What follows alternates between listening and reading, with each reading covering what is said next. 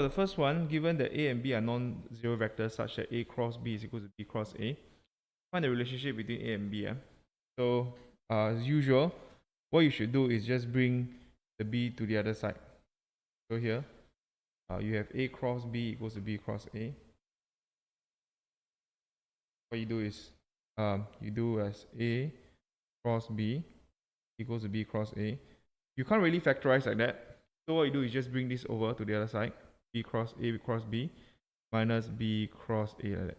And this don't put 0. This is actually a 0 vector. Okay, this is 0 vector. It's not a scalar. Cross product is a vector, minus owner cross product is also another vector. So just make sure you put a 0 vector there. Not yeah. Then to do this, what you do is you flip one of it. So this is A cross B minus plus A cross B equals to 0. So this is actually easier than most of the stuff you do here. So this actually, this vector plus this vector here is actually 2A cross B. Okay, it's akin to this kind where you have got, like, say 2 minus 1 0 plus 2 minus 1 0, exactly the same. This is actually like 2 times 2 minus 1 0. You can actually just add them up. One vector, two vectors of the same, right? You just multiply them like that. Once done, what you do is this case here would be this will just be A is parallel to, meaning to say this implies that A cross B is 0 lah. Okay, 0 means 0 0 0, so you can just divide by 2, it will definitely be, so hence this will imply that A B, find the relationship. Okay, so hence A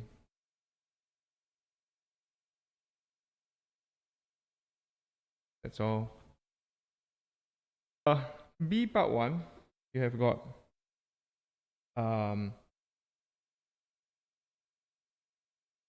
P and Q and R, they are fixed and R varies, right?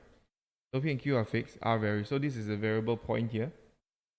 Given that Q is non-zero, okay, and that this R minus P cross Q is 0, describe geometrically the set of all possible value of R. So I'm going to start off by just scribbling it down.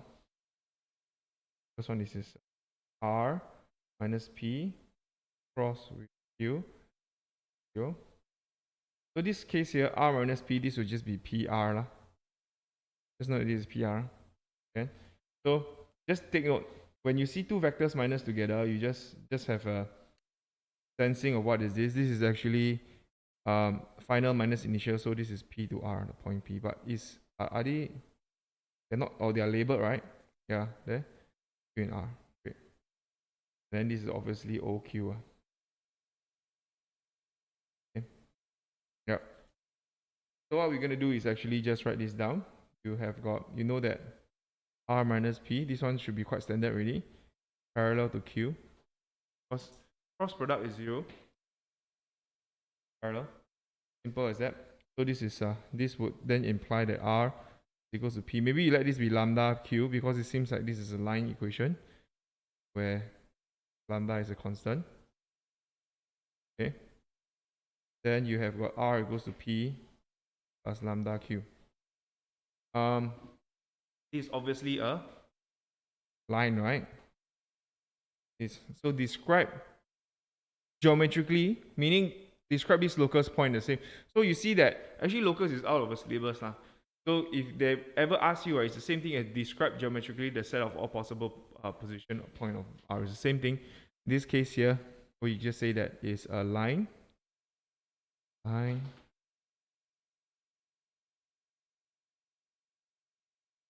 which passes through P, point P, and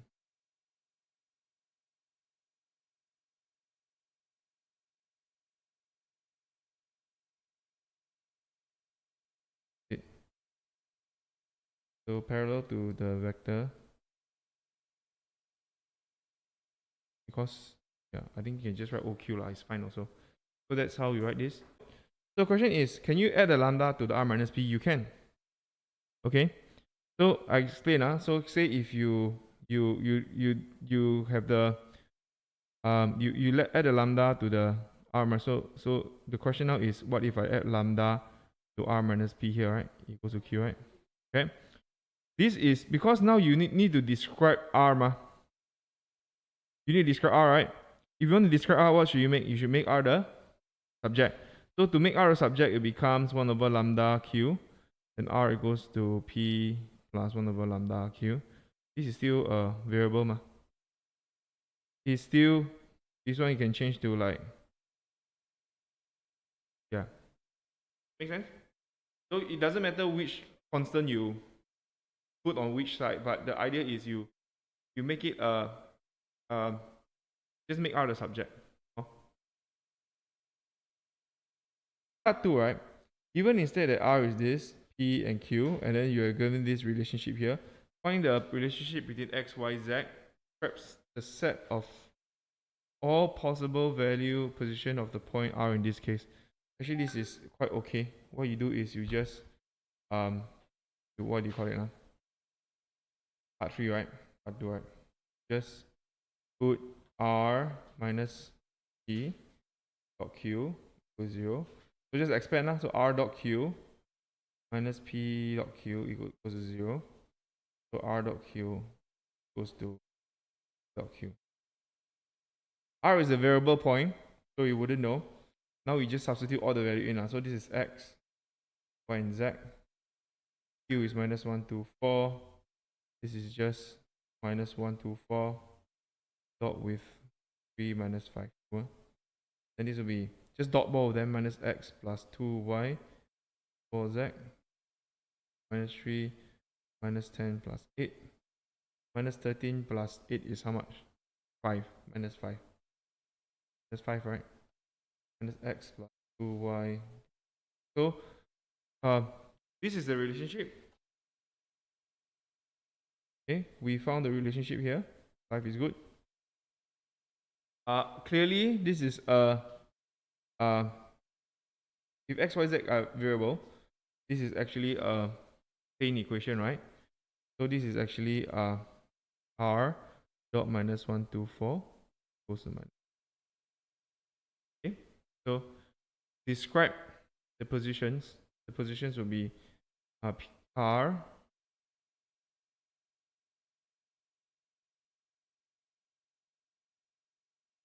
is plane.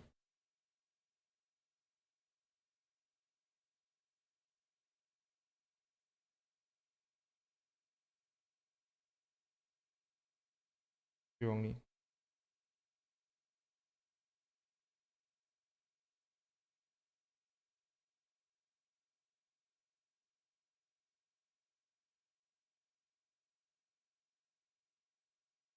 And what else? That's 5. Right.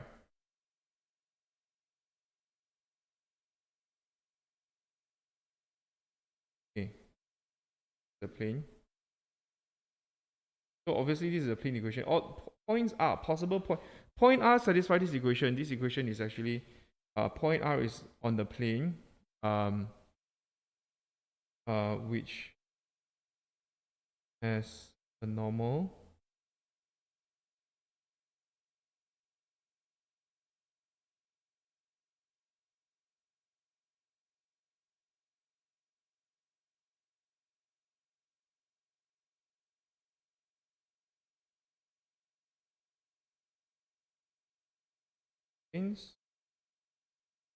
contains point P lah.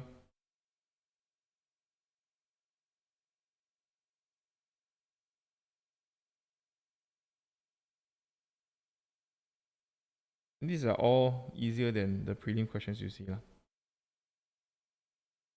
Okay, so point R are possible points. Possible points R is actually on the plane which has a normal of this one and contains point P. Okay, you see this is a normal here. The normal.